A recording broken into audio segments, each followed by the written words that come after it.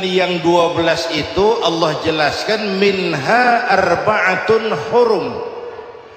Ada 4 bulan yang disebut bulan yang dihormati, bulan yang disucikan, bulan yang diharamkan.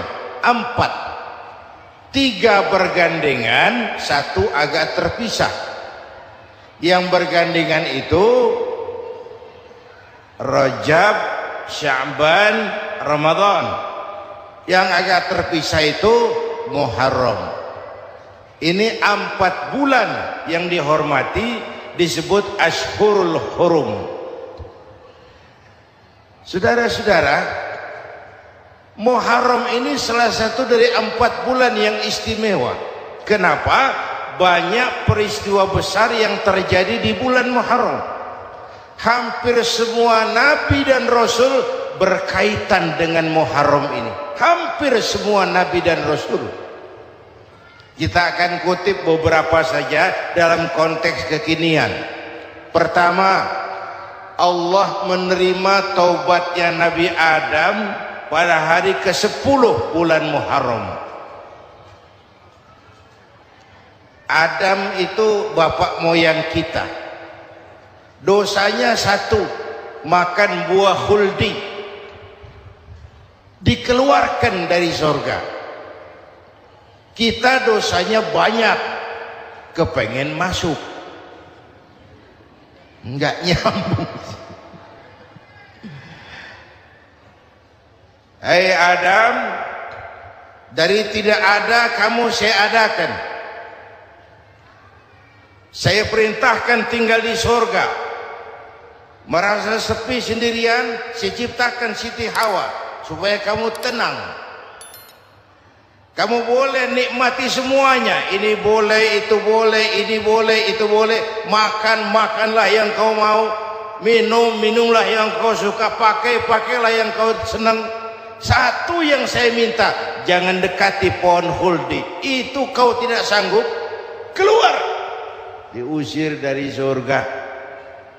Sujud Nabi Adam, kata riwayat 40 tahun sujud, membaca Rabbana zalamna anfusana wa illam taghfir lana wa tarhamna lanakunanna minal. Itu namanya istighfarnya Nabi Adam. Istighfar itu kan mengucapkan astagfirullah, basmalah, membaca bismillah. Jangan kayak teman saya disuruh banyak-banyak baca istighfar, benar-benar dia baca istighfar, istighfar, istighfar. Bukan itu maksudnya. Nah, maka salah satu amalan yang sangat dianjurkan di bulan Muharram ini memperbanyak istighfar. Tidak ada orangnya yang tidak. Ayo jujur, ini yang kumpul di sini semua, ada nggak yang nggak punya dosa? Yang merasa nggak punya dosa, ayo ke depan. Ada? Tidak ada. Setiap kita, entah kecil entah besar, sengaja terlupa, pasti mempunyai yang namanya khilaf dan salah. Dan Allah Tuhan kita bukan Tuhan pendendam. Allah Tuhan kita Tuhan yang ramah dan rahmah. Manusia, dosamu banyak, tapi ampunanku lebih banyak. Salahmu besar, rahmatku jauh lebih besar. Kau sujud di hadapanku, aku bangga melihatnya. Kau menangis di hadapanku, aku senyum melihatmu. Kau berjalan menujuku, aku berlari menyambutmu. Karena itu amalan yang sangat dianjurkan di bulan Muharram ini memperbanyak istighfar. Itu kalau istighfarnya Nabi Adam. Ada istighfarnya Nabi Yunus. Ibu kenal Nabi Yunus? Di mana kenalannya? Sok tahu. Nabi Yunus itu ketika berdakwah kepada kaumnya yang bandel, memberikan peringatan, kalau kalian tidak mau beriman akan turun azab. Kapan Yunus? Akan. Kenapa mesti akan? Sekarang aja kalau mau saya tungguin. Kurang ajar betul ini umat. Akhirnya Nabi Nuh menghindar. dengan perhitungan kalau azab tidak turun saya sudah jauh, meragukan janji Tuhan. Lalu naik kapal, dinaiki oleh Yunus, kapal mogok, dicari siapa biang keroknya ini, diundi ternyata Yunus, sampai 3 kali diundi. Dibuanglah Yunus ke dasar laut, ditelan oleh ikan Nun atas perintah Allah. Telan itu Yunus, jangan pakai dikunyah, rusak urusan. Telan saja, simpan di perutmu. Dibawa oleh ikan Nun ke dasar lautan. Itu yang oleh Quran dikatakan bertemulah 3 macam kegelapan, zulumatun salas. Gelapnya tengah malam, gelapnya di dasar laut, gelapnya di dalam perut ikan. Itu namanya peteng, mbahnya gelap. Di perut ikan itulah Nabi Nuh sadar akan kesalahannya, meragukan janji Allah, meragukan janji Allah. Ia sujud di dalam perut ikan itu, membaca la ilaha illa anta subhanaka inni kuntu. Itu istighfarnya Nabi Yunus. Dibacakan istighfar begitu, ikan sakit perut, Pak. Di dasar laut kemana mau cari apotek? Dia naik ke permukaan, memuntahkan isi perutnya. Nabi Yunus keluar dengan selamat. Itu pun terjadi pada hari ke-10 bulan Muharram. Istighfar intinya itu. Itu amalan utama bulan Muharram, memperbanyak istighfar. Allah selamatkan Nabi Nuh dari bahtera banjir yang luar biasa 10 Muharram. Allah selamatkan Nabi Ibrahim dari pembakaran Raja Namruz 10 Muharram. Setelah Nabi Ibrahim itu menghancurkan berhala-berhala, Abrahat pulang mau ibadah, lihat Tuhannya berantakan, marah besar. Siapa yang menghancurkan Tuhan-Tuhan kita ini? Ada yang lapor, kami lihat Ibrahim. Tangkap. Belum ada bukti, tangkap dulu yang penting, bukti belakangan. Tangkap. Wah, dikerahkanlah aparat, tangkap Nabi Ibrahim. Disidang langsung oleh Abrahat, oleh Namruz maksud saya. Ibrahim, kau yang menghancurkan berhala-berhala kami ini, Tuhan-Tuhan kami. Siapa bilang? Ada yang lapor. Ah, saya dengar enggak semua berhala itu hancur. Ada yang paling besar, angkat tangan, saya lihat ada kampak di tangannya. Barangkali yang besar itu iseng tuh, yang kecil-kecil dikampakin. Tanya aja sama dia, kamu gila? Kenapa? Masa kami disuruh nanya berhala? Nggak bisa jawab. Nggak bisa jawab. Lah kenapa disembah? Lebih gila mana sih? Tahu nggak bisa jawab kenapa disembah? Kurang ajar kamu Ibrahim. Bakar, dibakar. Ketika Ibrahim dilempar ke kobaran api yang menggunung, Allah perintah api, ya naru kuni bardan wa salaman ala Ibrahim. Hai api, dinginlah sampean. Api Madura waktu itu, Pak. Hai api, dinginlah sampean, selamatkan Ibrahim. Api tunduk kepada perintah Allah. Ibrahim masuk ke kobaran api, selembar rambut pun tidak terbakar. Kenapa? Apinya tunduk kepada perintah Allah. Kenapa? Karena Ibrahim orang yang takut kepada Allah. Api tunduk kepada perintah Allah. Kalau kita baca ayat itu, masuk ke api, mateng. Sudah hadirin yang saya muliakan, oleh karena itu selamatnya Ibrahim dari pembakaran Raja Namruz itu pun pada 10 Muharram, Yaumul Asyura, hari ke-10 dari bulan Muharram. Baik. Itu Ibrahim. Hadirin hadirat yang saya cintai, sebagian kecil tentang Nabi Adam, Nabi Ibrahim dan Nabi Yunus, tapi saya belum menceritakan tentang Nabi Nuh tadi. Mengulang kaji, Nabi Nuh salah seorang rasul yang masuk ulul azmi 5 besar. karena memang perjuangannya menggambarkan satu usaha yang ulet dan luar biasa. Beliau diberi umur 950 tahun, lalu berdakwah selama 900 tahun, sore, pagi, siang, malam, dapat pengikut tidak lebih 80 orang, rata-rata 10 tahun satu. Kalau saya minta berhenti aja jadi nabi, Pak. Ustadz mana masih mau buka pesantren 10 tahun buka pesantren, yang nyantri cuma satu. Pedagang mana yang masih mau dagang 10 tahun dagang yang beli satu. Pimpinan partai mana yang masih mau kampanye 10 tahun buka partai yang nyoblos satu. Bangkrut. Umatnya bandel, kurang ajar, durjana, bajingan, tengik. Umatnya Nabi Nuh ini kalau diceramahi telinganya ditutup dengan tangannya. Nabi Nuh akhirnya rekes, Tuhan, siang malam saya berdakwah kepada umat ini. Tiap kali saya sampaikan dakwahmu, mereka tutup telinganya dengan tangannya, alergi dengar ceramah. Apa itu ceramah? Non profit. Saudara-saudara, jadi mau kamu gimana, no? Sudah Tuhan, habiskan saja orang kafir. Nanti kalau punya anak, anaknya pun kafir lagi. Lebih baik bapak moyangnya sikat habis. Biasanya kalau bapak kalong, anak kampret. Bapak nyolong, anak nyopet.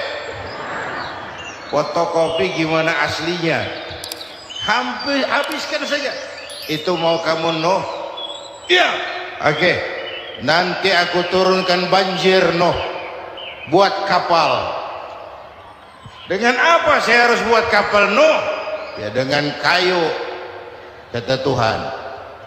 Kayunya dari mana, Tuhan? Ya dari pohon, no. Pohonnya belum ada, Tuhan.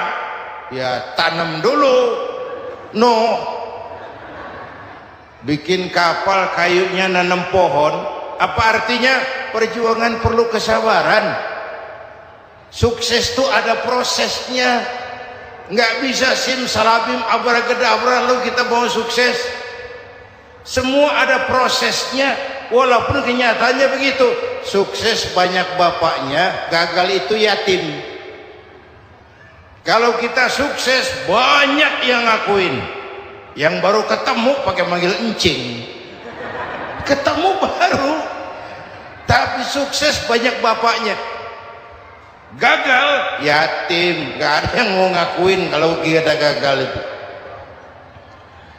Udah bikin kapal dengan kayu di tengah kampung, bikin kapal ini. Bayangkan di tengah kampung bikin kapal, orang kafir makin menjadi-jadi. Lihat, no, kenapa? Makin sarap. Bikin kapal di tengah kampung mau belayar kemana? Tuh lihat, kalau orang nggak tahu tujuan, mountain setengah jalan, proses yang dinilai bukan finalnya. Ya kayak gitu kesimpulannya. Saya enaknya sendiri. Bikin kapal mendekati selesai, ini orang kafir rame-rame datang ke kapal Nuh. Mau apa? Buang najis. Sakit perut berangkat ke kapal Nabi Nuh. Nongkrong, dapat 2-3 tumpuk, pulang. Penuh lantai kapal dengan najis manusia.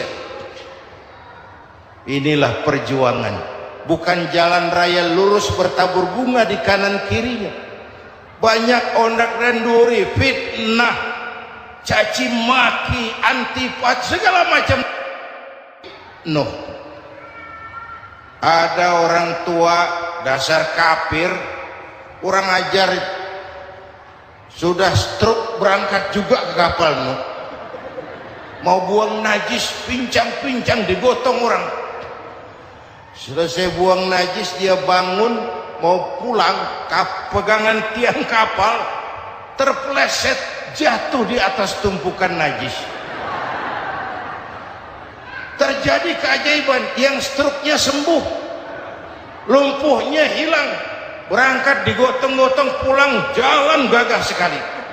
Tapi orang kampungnya heran, ente sudah sembuh? Sudah. Berobat di mana? Kok begitu paten? Di kapal Nuh.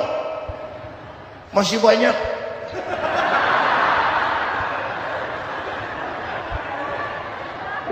Yang berasa perlu obat bawa rantang. Ambil. Bersih lagi geladak kapal itu.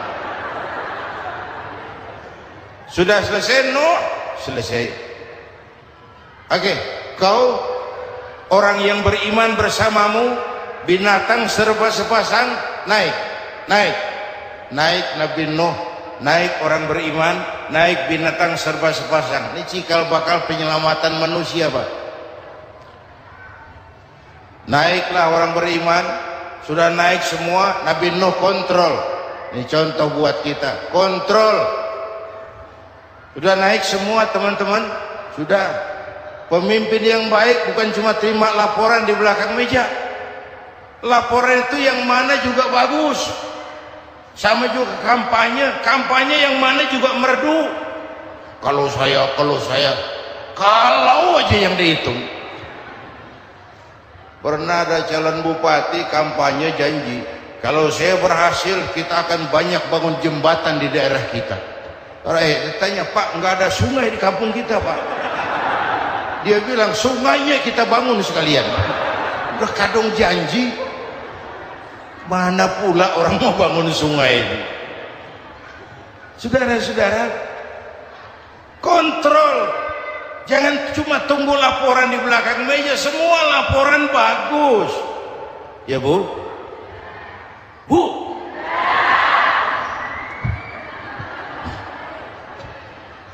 Nabi Nuh kontrol. Sudah naik semua. Sudah Nuh. Pulan bin Pulan naik Nuh. Paimin bin Tukijo naik. Kami lihat naik. Ada orang Jawa juga kayaknya. Ada.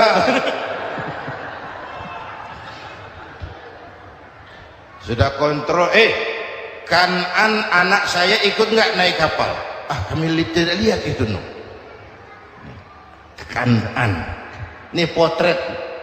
Bapaknya aktif ke masjid, ibunya rajin ke majelis taklim, anaknya keleleran kemana-mana. Bukan di sini, di Prancis. Udah di sini insya Allah sama.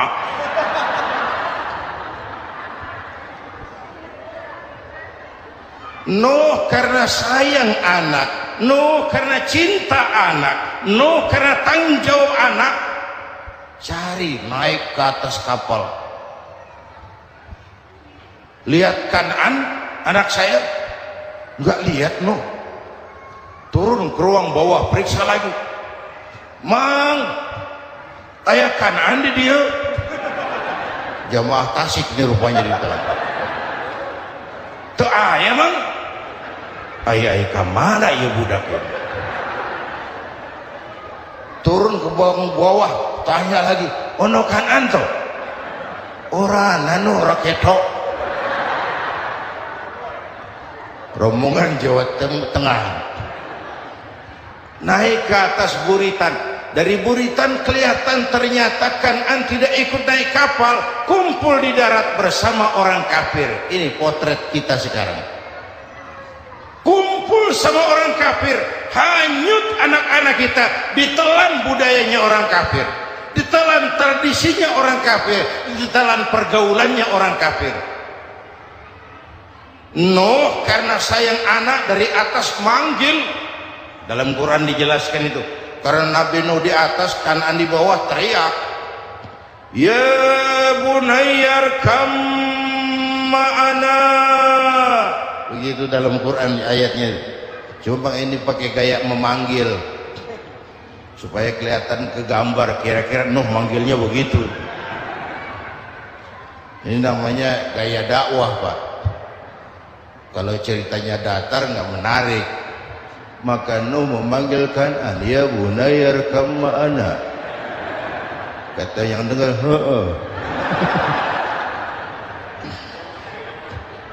Ini gaya orang manggil, ya bunayya arkam ma'ana. Kan'an, kesini nak, naik kapal sama papi. Kata Kan'an di bawah itu, enggak mau papi, John di sini saja. Kata Nuh, jangan nak, Allah sedang murka, akan turun banjir. Kalau datang banjir papi, sa'awi ila jabalin ya'simuni minal ma', saya akan naik ke gunung tinggi yang bisa menyelamatkan saya dari banjir. Kan'an naik ke gunung, gunung dihantam banjir, Kan'an mati sampai sekarang. Yang kelima, Nabi Musa, kisah Muharramnya ini lahir dalam kondisi yang sulit karena Fir'aun mimpi akan lahir seorang anak dari keturunan Bani Israel yang akan menghancurkan kerajaannya. Kata Fir'aun, sudah lahir belum anaknya? Belum.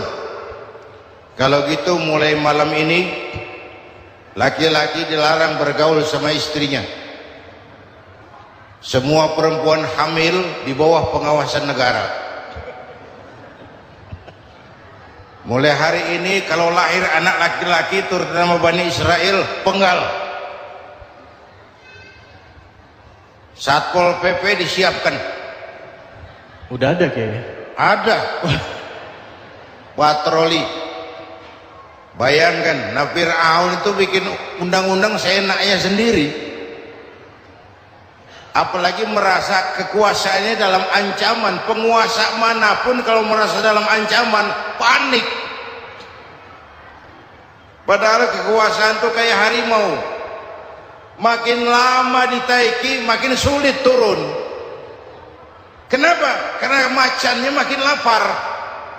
Naik terus capek, turun dimakan harimau, serba sulit. Saudara-saudara, kalau kita mau belajar dari Pak Harto, saya melihat kekurangan Pak Harto cuma satu, terlambat berhenti.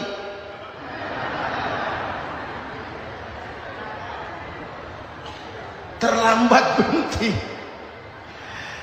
Di sekelilinginya banyak tukang jilat, tukang semir. Pak, kalau tidak ada bapak kami bagaimana, Pak? Saudara hadirin yang saya hormati, maka sering saya ingatkan, temanmu yang sejati adalah teman yang membuat kamu jadi benar, bukan teman yang selalu membenarkan kamu. Berapa banyak pejabat-pejabat hancur karena selalu dibenarkan oleh lingkungannya. Bapak benar, Pak, Bapak bijaksana, Pak, itu tepat, Pak, benar. Buang angin pun kata kelilingnya, wah, Bapak sehat.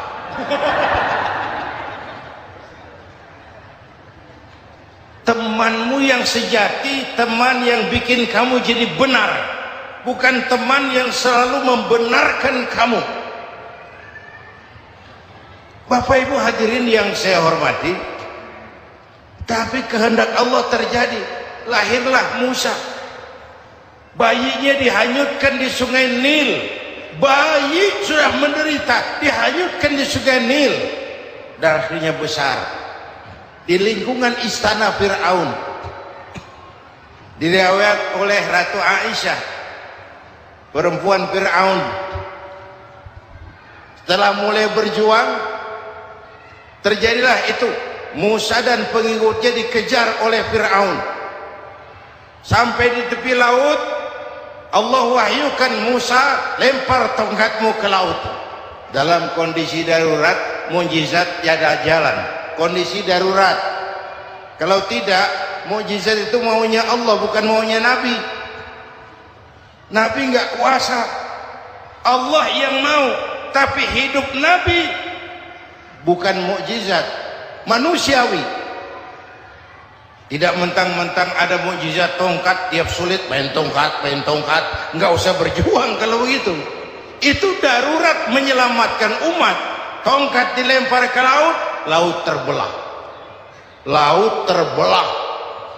Itu secara visualnya bisa kita lihat dalam film The Ten Commandments. Udah nonton belum? Urusan nonton kalah sama Ustadz bagaimana sih? Ten Commandments, 10 firman Tuhan. Tekniknya bagus tuh. Bagaimana laut terbelah. Musa lewat, Fir'aun mengejar. Musa sampai di ujung sana, Fir'aun masih di sama tengah perjalanan. Laut nutup kembali. Laut menutup kembali, Fir'aun tenggelam. Cengap-cengap di lautan. Begitu nafas sampai di tenggorokan, Fir'aun sambil cengap-cengap itu, amantu bi Rabbi Musa wa Harun. Duh, kalau begini mah saya juga percaya sama Tuhannya Musa. Malaikat maut jengkel, goblok loh. Terlambat sekarang. Tenggelamin terus. Modar. Musa selamat. Fir'aun mati. Jenazahnya, jasadnya terdampar di pinggir laut. Beberapa waktu kemudian ditemukan orang di mumi, di balsam, diawetkan. Itu sesuai janji Quran.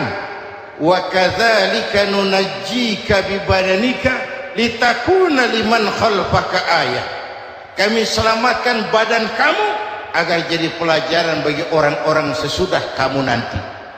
Janji Quran tepat. Janji itu 14 abad yang lalu. Jasad Fir'aun ditemukan, dimumi, diawetkan, dibalsam di bawah nama Pharao Ramses II. Sekarang tersimpan di Museum Negara di Mesir. Kapan-kapan nanti ibu main ke Mesir, mampir. Naik ojek paling berapa itu? Oh, orangnya tinggi, hidungnya mancung, pokoknya pantaslah jadi Firaun. Selamatnya Musa di kejaran Firaun di ujung sana itu terjadi pada hari ke-10 bulan Muharram, yang oleh orang Nasrani diperingati dengan hari raya Paskah. Mereka melaksanakan puasa, mensyukuri nikmat keselamatan dari kejaran Fir'aun. Makanya kalau kita ikut puasa di bulan Muharram, bukan mengikuti syariatnya Nasrani, salah. Karena Nabi mengajarkan, itu sumbernya. Bukan ikutan sama ibadahnya Israel. Tapi memang agama ini kan merupakan mata rantai. Datang Rasul baru melengkapi Rasul sebelumnya, datang Rasul baru melengkapi Rasul sebelumnya. Mata rantai yang berkaitan. Setelah Muhammad selesai, selesailah tugas Nabi dan Rasul. Selesailah misi Nabi dan Rasul. Tidak ada Nabi lagi sesudah Nabi Muhammad. Itu harga mati, titik. Gak ada kompromi. Siapapun sekarang ini nggak datang ngaku jadi Nabi, wajib tidak percaya. Wajib tidak percaya. Tapi kaitannya memang, kita bilang Nasrani, orang bahasa Arab, bahasa Ibraninya Nazaret, Nasiroh, Nazaret. Itu beda dialek. Kita Daud, dia David.